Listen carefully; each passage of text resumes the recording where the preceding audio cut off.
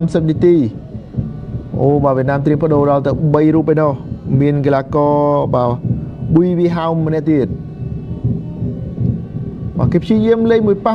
ដោះខ្លួនពីតំបន់ចង្អៀតតែត្រង់នេះត្រូវបានឆាបដោយក្រុមជម្រើសជាតិកម្ពុជា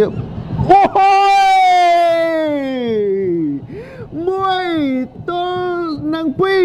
1-2ទីបំផុតក្រុមបាល់ទាត់ជម្រើសជាតិកម្ពុជានៅតែអាចបំប៉ោងសំណាញ់ទីក្រុមម្ចាស់ផ្ទះវៀតណាមបានតាមរយៈការទាត់បាល់ពីលើដំបូលទូកបានយ៉ាងល្អ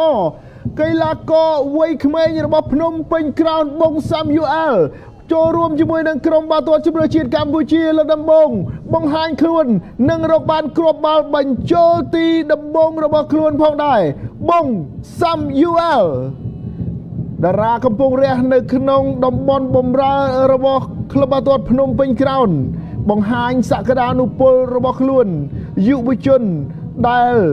មានគុណភាពនៅក្នុងតំបន់បំរើអាចជំនួសតំណែងរៀមច្បងបានក្នុងការប្រកួតនៅក្នុងលីកកំពូលកម្ពុជាពុំសូវឃើញកីឡាកររូបនេះដាច់ចិត្តទាត់សម្ដៅទីនោះទេក្នុងការបង្ហាញខ្លួននៅក្រុមជម្រើសជាតិកម្ពុជាលើកដំបូងបងសាំយូអែលដាច់ចិត្តទាត់ពីលើដំបូលទូកបញ្ចូលទីបានយ៉ាងល្អក្រោយការខកខានឱកាសមាសរបស់សរតនាឲ្យកម្ពុជាតាមពីក្រោយវៀតណាម1-2